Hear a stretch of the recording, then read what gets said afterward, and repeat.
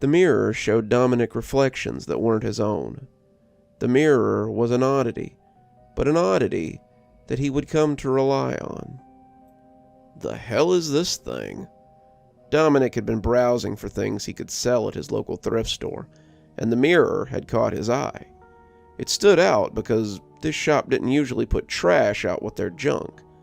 The mirror was fractured in 7 places, and it looked like someone had punched it in the center and sent spider cracks through the glass. At first he thought it was some kind of joke mirror, because when he looked at it, he saw 7 different reflections, and only 2 of them were his. The 2 that were him were on the top right and the bottom left. The left one showed a much younger Dominic as he shuddered on a metal frame bed in Clarence County Prison. At first, he thought it was just some inmate. Everyone kind of looked the same with a bald head and stripes on. But he would never forget that cell. It had the swastikas carved on the wall behind it, the legend that stated "cops are bastards" below it, and the picture of his then wife that he had stuck up with toothpaste to add some color to the cell. It was him all right, but the one across from it was much more interesting. The top right showed Dominic picking up a painting in the art section, a painting with a price tag on it that read $2,000 in your pocket. Dominic was no fool. He wanted to make sure this wasn't some kind of weird trick first. He'd grown up in gangs and living rough, and he knew a hustle when he saw one. It was an impressive hustle, to be sure, but it still smelled like a hustle to him. Dominic went to the little section they had for art, and sure enough, there was a weird picture of women sitting on a balcony, their faces seeming to grin and scream all at once. The price tag on the front was not for $2,000, however, and was for a much more reasonable $10. Dominic thought it over, pulling out his phone as he snapped a picture, and looked to see what it was worth. He found a page for some artist named Roland DePriest, and it just so happened that a lot of his paintings were going for big bucks since he'd recently offed himself. A quick look told Dominic that this was indeed a DePriest, and the going price for it was about $2,000 as of this afternoon. He picked up the painting and the mirror, deciding to take both home with him. "What you want that ratty old mirror for?" asked Mr. Drussel, looking at the broken glass without much interest. Clearly, he couldn't see what Dominic saw in it, and that might be for the better. "I like the frame," Dominic lied. "Think I might use it for something." Mr. Drussel looked at the painting in a precursory way, but shrugged as he tapped it all up on his calculator. $10, he said, holding his wrinkly hand out with expectation. Mr. Drussel did business in cash and did not truck with the little plastic card machines. "What about the mirror?" Dominic asked, not wanting to get scammed after the fact. Take it. I can't sell a broken mirror, and the frame looks ugly anyway. If you want it, then by all means, take it off my hands. Just don't cut yourself on the glass.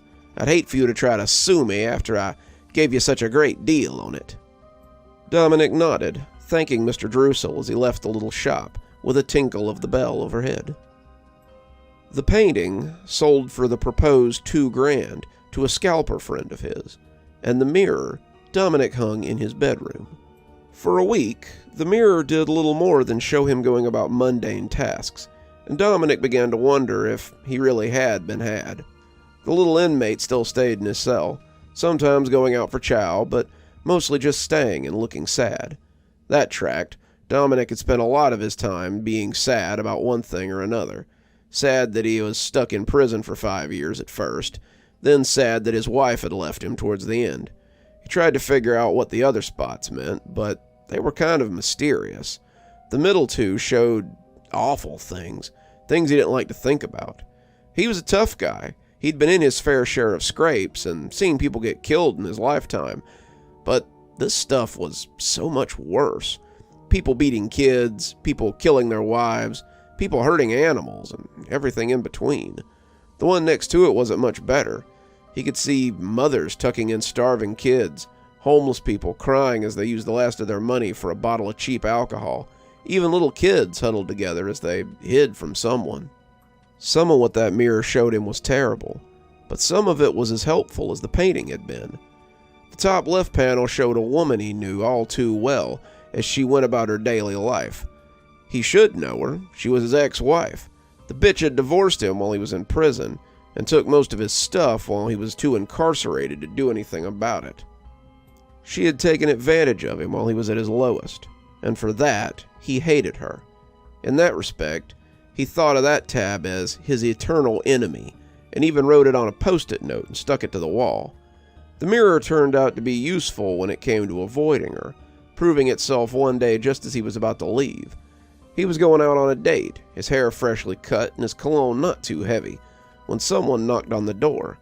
His date was supposed to meet him at the restaurant, but he thought maybe she'd come to pick him up instead, and came out of the bathroom towards the front of the house. He was walking past the mirror when he suddenly saw his ex standing outside a very familiar door.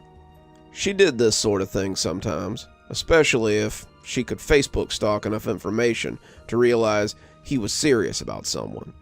He hid out, letting her knock for a while longer, but she finally got bored and left. Dominic was only a few minutes late for his date, and used this little peephole often so he could avoid running into his ex.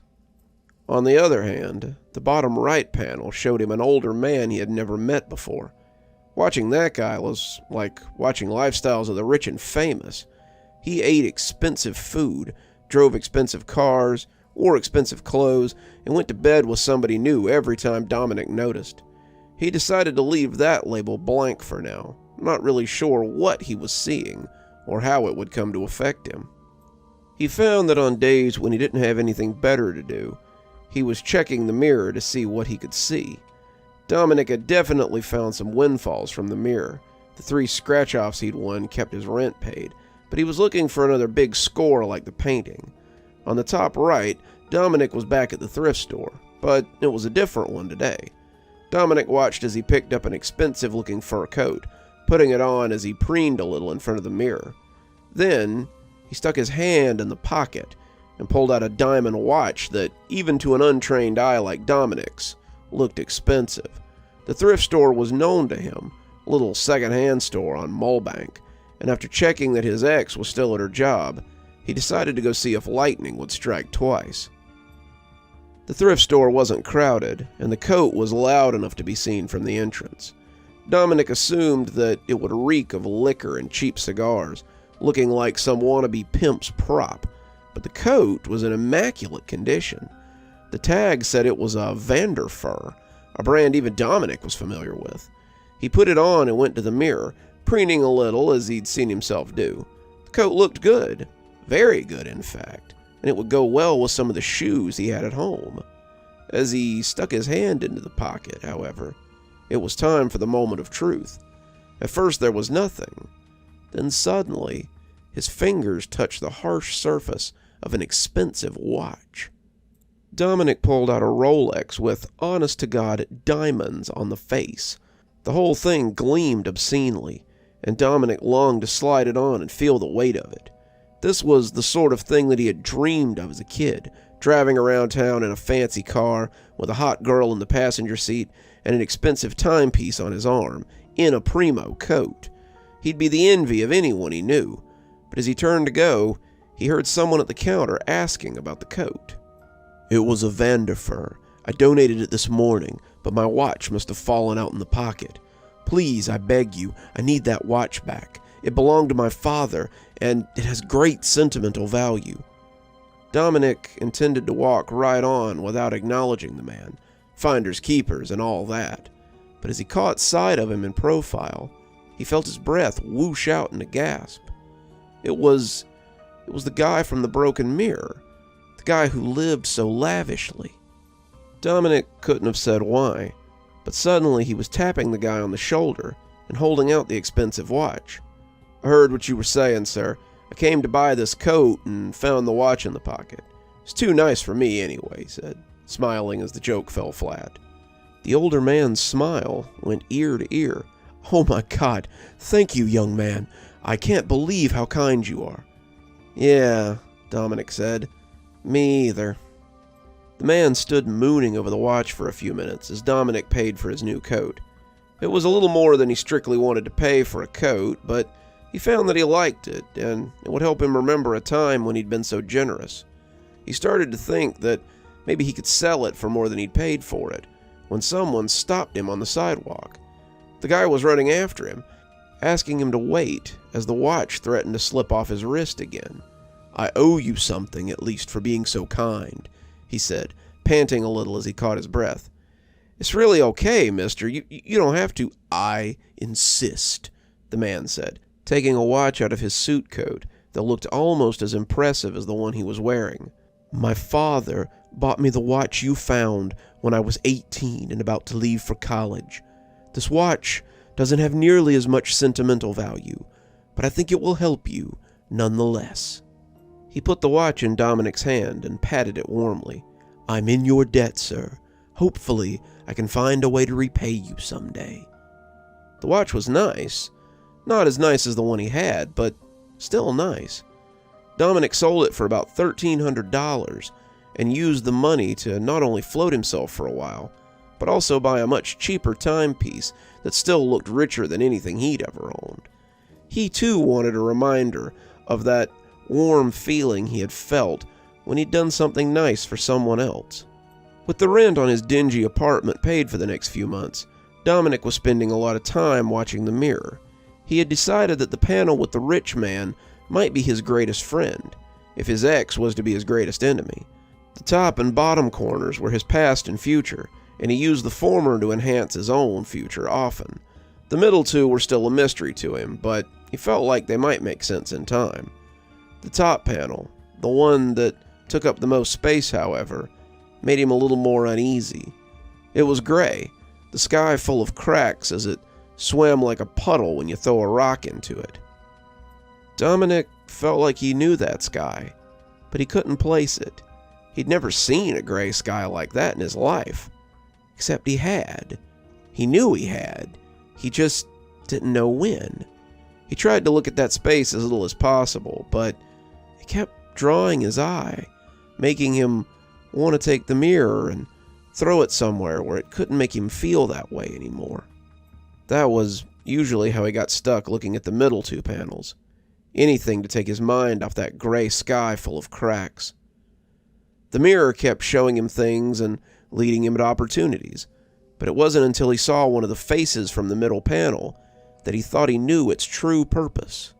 He would later reflect on what leap of ego had led him to believe that he knew the purpose of such a thing like this. He was at Marcy's buying groceries one day when he saw a familiar face in line, the true nature of the panel seeming to come to him. He'd seen the woman before. Too many mouths to feed and not enough hours in the day to work to feed them. She was standing at the register, her card having been declined, deciding between a gallon of milk and a box of diapers, to diaper the baby or have milk for the other 4. "Here," Dominic said, paying the cashier the remainder from his own wallet. He had no idea why he had been so moved to help, but it made him feel good to do so. The woman thanked him profusely, almost to an embarrassing degree, but Dominic told her not to worry about it. She could pay him back if she felt strongly about it, and here was a little more to get her through the week if she needed it.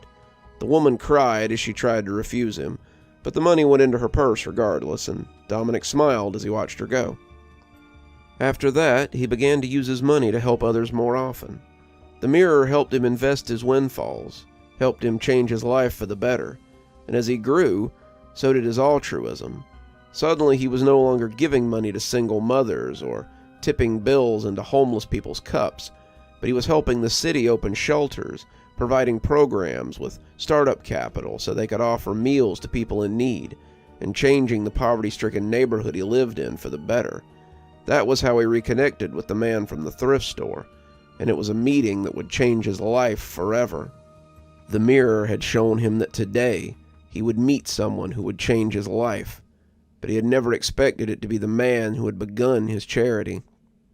As he gave the keynote speech, he could see an ocean of faces that had once looked hopelessly out of the mirror at him.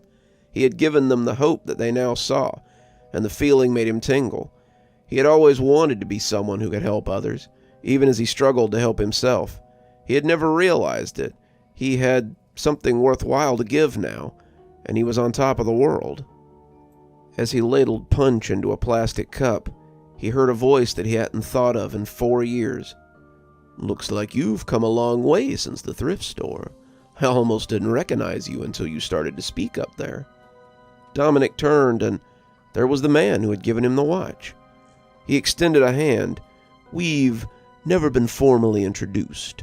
I'm David Rothschild, philanthropist and tech mogul." "Dominic Fraser, it's nice to see you again." And it was nice. The two of them talked for the rest of the afternoon, and when they parted ways at sunset, they were already working out plans for a venture together. Dominic had given him some stock advice, something the Mirror had showed him the day before, and the two parted with promises that they'd get together again very soon. Dominic returned to his apartment, the same dingy one-bedroom he'd lived in for years, wanting to see what the future had in store now that he'd found a man like David to partner with. Instead of grand business ventures and philanthropic outreach, however, he was greeted with himself stabbing his new friend to death. Dominic stared at the mirror for a moment, unsure of what he was seeing. This couldn't be his future. Why would he do such a thing? He had a lot of respect for David and couldn't imagine why he would want to hurt him. It had to be a fluke, a trick of the light. But every time he came back to the mirror, it showed him the same thing. His knife, red with David's blood, and David lying on the floor of his tiny apartment. It never changed. It never wavered. And Dominic decided that enough was enough where the mirror was concerned. He put it in the hall closet, shutting it and its proposed future away for good. At least, he hoped so. He spent a lot of time with David in the coming months. The two did a lot of good for the community, for many communities, and Dominic saw himself living a part of that lifestyle that he'd only seen through the mirror. Jet-setting, eating lavish meals, living the sort of life he had always dreamed about, and with a friend like David, he could live that life with an ease that he had never known. Dominic was the happiest he had ever been, or he would have been if not for the dreams. In the dreams, he always saw himself standing over David's corpse as he bled out onto the tacky carpet. In the dream, he could hear the sirens approaching as he stood over the man like a conquering hero. In the dream, Dominic knew that his life as he knew it was about to come to an end. It started very subtly. Dominic began spending days back at home instead of with David. He was busy with other projects. He needed to give attention to some local charities. He needed to reconnect with his roots and remember the people who needed him. These were all excuses he gave his new friend, but in reality, David had begun to resent his business partner. David Rothschild, who had everything except a criminal record and a checkered past. The more he thought about it, the more he wondered if David was going to mess him up on purpose. Did he know that Dominic was supposed to kill him? Was this his way of stealing his happiness? Just like that bitch of an ex-wife of his. Were they in this together? Was she so unhappy with his success that she would stoop to making him miserable again? Dominic spent all his time in his apartment, staring at the mirror and willing it to show him anything but the bloody end of his happiness. When the knock on his door came, he realized he hadn't left that apartment in weeks. He was wearing the same clothes he'd been wearing the day before. Or was it the week before? They clung to him sweatily, and the smell from his pants made him think that he might have soiled himself. Now that he was back from his trance, he wondered when was the last time he had eaten.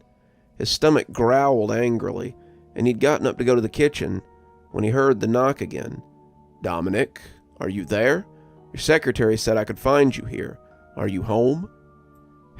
David again. Dominic got up, walking angrily to the door. He could send him away. Better lose a friend than lose his life. He liked David a lot. He was a good friend, but he liked being a free man more. He had wasted 5 years in prison, and he'd be damned if he'd go back.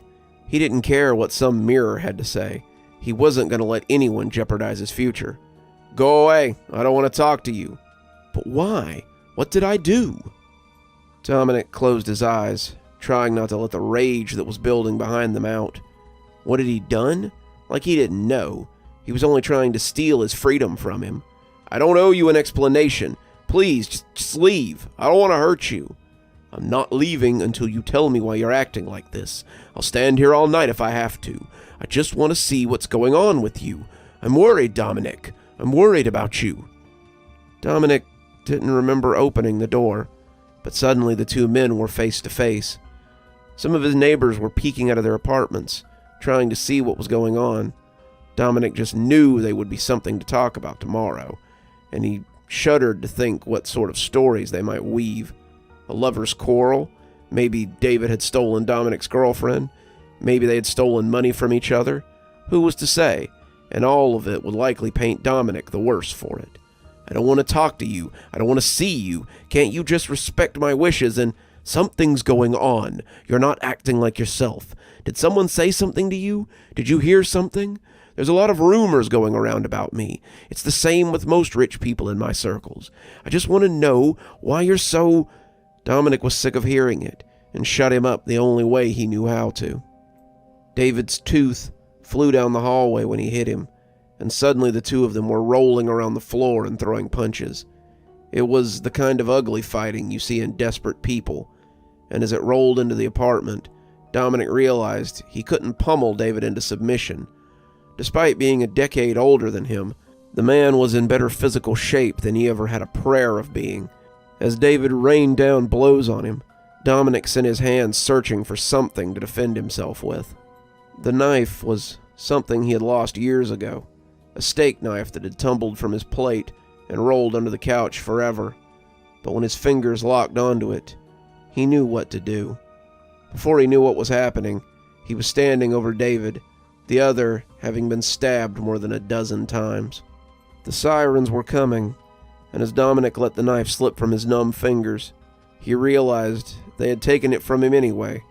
His life, for better or worse, was over now. Well, not all of it. There was still a little more left. The trial had been short. They had found him in the apartment, with the murder weapon, and the victim, his prints all over both of them. There had been witnesses that had seen the two fight, and it seemed to be an open and shut case. The Rothschilds found a slew of witnesses willing to testify that Dominic had been the aggressor, and with his checkered past, all his lawyer could do was get him life. It had been a sham of a trial, and Dominic didn't know why the court had bothered with it. They wanted him to be guilty. The Mirror had told him as much, and now his life was over. The guards at Clarence County smiled knowingly when they saw him get off the bus. "Welcome back," that smile seemed to say, "and didn't we tell you you'd be back?" As he lay on the floor of his old cell, the cell they'd seemed to think it was so funny to put him back in, he realized what the gray sky had been showing him all along. As he lay on the filthy floor and looked at the cracks in the ceiling, he finally realized why they had looked so familiar. This was his life now, his life and his death, and he wondered how long he would have to look at those cracks and that pitted, pitiable concrete before someone came along and put him out of his misery. If the Mirror knew, it certainly wasn't telling anymore. Good evening, everyone. It's me, Dr. Plague. Thank you so much for joining me for tonight's story. If you think you might be able to handle just one more creepy tale, go ahead and click on one of the stories you can doubtlessly see appearing at the end of this one. If you're not subscribed, go ahead and hit that subscribe button too. Maybe hit that bell so you don't miss any of the spooky things that we do here. If, like so many of my patrons, you decide you'd like to get your spooky a little bit earlier, why not come on down to Patreon and have a look at some of the great tiers that I have. My $5 tiers get their spooky a little early, and they have their name read out at the end of every TikTok and every YouTube video that I make. If you'd like a copy of my latest book, there's a link below to my Amazon profile. I've got many books. I'm sure you'll find one that'll suit you there. I always recommend Stragview Stories, as it's the one I'm the most proud of. It contains a large collection of prison horror stories out of Stragview, the prison that I've made in the Georgia Hills. So, if you'd like to have a look, come on down. Before we go, let's go ahead and thank our patrons. Thanks to Janet for being our Spooky Skeleton tier contributor, and thanks to Winter, Xaronan, Emily Coltsfoot, Stephanie Carrington, Marianne Schuler, Tyler Parker, and Jennifer Damron for being my ghostly reader tier contributors. Thanks, everyone. We just couldn't do the show without you. And as always, thanks for stopping by. Dr. Plague, signing off. Have a wonderful evening.